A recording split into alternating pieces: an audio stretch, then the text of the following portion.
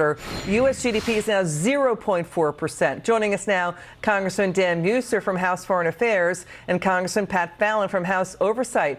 First to you, Congressman Fallon. Senate Majority Leader Chuck Schumer caught on a hot mic. In a moment, we're going to show it. He was talking to the president about the Pennsylvania Senate debate between Dr. Oz and John Fetterman. Let's take a listen. Watch.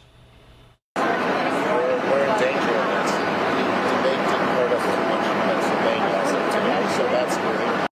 So, Congressman Fallon, first your reaction. Senator Schumer saying they're in danger of losing the Senate seat and the race in Pennsylvania. What do you think?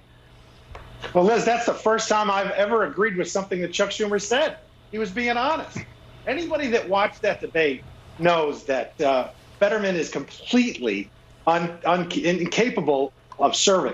I feel for the guy from a health standpoint, but he's in no position to be a United States senator. It was the worst debate performance I have ever seen. And I was a nerdy political kid when I was 10 years old. So I've been watching this stuff for 40 years, Liz. I've never seen anything like it. You're dating yourself. I'm just teasing. You should be allowed to date whoever you want. That's an old Dick Cavett joke. Congressman Muser, so again, breaking news. Senator Chuck Schumer caught on a hot mic warning the president they could lose this Democrat Senate race with John Fetterman in Pennsylvania. When you heard that, what was your thought? Well, once again, here's Schumer actually telling the truth, and they're terrified of the people knowing the truth. You'll only hear that behind what they thought was behind the scenes. But, you know, there's a reason that they like Fetterman. One, they think they're going to get their vote. But let's face it, Fetterman makes Schumer look like John F. Kennedy. So their standards aren't very high. And, you know, the more we know about John Fetterman, and it's really coming out, the less chance he has. The Commonwealth of Pennsylvania is not going to, the majority of us are not going to vote this guy in. Yeah. Dr. Oz is on a roll. So it's crime and inflation and gas prices could tip the Senate. Senate now in toss-up, according to 538. Let's move on to this. Congressman Fallon, your reaction when you heard the New York Times reporting the president, the White House, Democrats now furious. Saudi Arabia broke off their secret deal to get OPEC Plus to pump more oil and keep gas low to keep Democrats in power. The deal was to pump 400,000 barrels a day September, 200,000 barrels a day from October through December. Instead, OPEC Plus cut production by 2 million barrels a day. What do you think of this? Well, Liz, it's another example of Joe Biden's White House putting politics over people. I mean, this is, as you mentioned in your monologue, this could be illegal interference. To sit there and say, you know, my political concerns are greater than the American people's need, particularly 2 weeks before an election they're about to lose. So what statutory grounds do the Republicans have to say this is illegal election interference, Congressman Muser and Fallon? Do you guys know yet, or do you have that yet, or no? Well, Congressman Muser. Yeah. Well, it certainly doesn't smell well, and it has a manipulation to it. The Saudis are stating just that it needed to be done before the election, so immediately. Okay. And here, go ahead. No, go ahead. Finish your thought. Oh, so it has a very, very fishy smell to it, But the thing is, look, we all know what was being done there. They're going to the Saudis begging, yet we won't increase domestic energy. I mean, it's just such a gas backwards approach on every front. So, Congressman Fallon, I mean, it's a double whammy to U.S. national security. The president is draining the U.S. strategic reserves. We have less than a 25-day supply of diesel in those reserves. It could be a shortage for truckers as we approach the holiday season, and he's damaging Saudi Arabia relations. So that's what the word is out there in foreign policy land. I mean, watch the president's top economic advisor, Brian Deese. Watch this again. He's trying to avoid answering questions about this secret deal. Watch this. Brian, you didn't answer the question, so I'm going to ask it again. Brian, again, it's a really straight question. Did you ask the Saudis to delay that decision for a month? Are they telling the truth or not?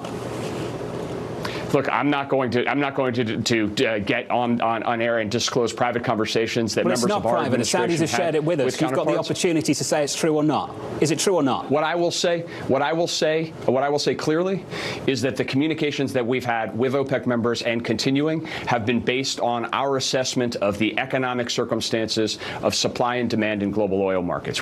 Congressman Fallon, sit tight because it's more than that. The White House, the Biden White House, Democrats are outraged about what happened. Let's listen to them threatening retaliation. Sit tight and listen to this. Watch. Look, the Saudi planes could not fly, literally, their Air Force, without American technicians. Their Air Force would be grounded to a halt. They can't rely on China and Russia. It would take them almost a decade. They've been dependent on our military for decades. So it would force them to reconsider. There are politicians in Limbaugh and Kana right now. They're calling for a stopping of U.S. arms sales to Saudi Arabia. Do you support that legislation? We're going to react to Saudi Arabia. Was there an understanding, Karine, with the Saudis that the Saudis then backed away from? Again, the trip was not about oil. That is not what we went to do there. Unfortunately for the press secretary, yes, it was about oil. So the president is threatening retaliation because Saudi Arabia violated their secret deal. This is where we are at in geopolitics and our foreign policy, Congressman Fallon. Well, it reminds me of what my mom used to say about what a tangled web we weave. They're not being honest and they're not being forthcoming. You know, my good friend Dan Muser knows that. Liz, you mentioned the Strategic Petroleum Reserve. It was at 695 million barrels at its height under President Trump, and it's under 400 million now. I mean, that's approaching like a 45% reduction. And, you know, like Dan said as well, we should be unleashing American energy, the American energy sector, not relying on Saudi Arabia. That would keep the U.S. safe. U.S. safe and employed. And, yeah, go ahead. Yes. So, Congressman Fallon, go ahead. Finish your thought. Yes. It was just about quid pro quo, and that's something that doesn't pass the smell test at all. So retaliation for violating a secret deal, Congressman Muser, your final word. I mean, gas is above the national average in nearly 20 states, about 30 vulnerable House Democrats there. So retaliation for violating a secret backroom deal? No, I think it's ridiculous. Why don't they retaliate against Joe Biden for cutting back 2 million barrels a day, which he's done since President Trump was in office? So they want to retaliate against the Saudis. It's a knee-jerk reaction to the liberal policies that are backfiring. And you know what? The Saudis also have a lot of concerns over this Iranian deal that the administration is trying to pursue. Got it. Congressman Muser and Fallon, thanks for joining us tonight, gentlemen. It's good to see you both. Staying on the breaking news.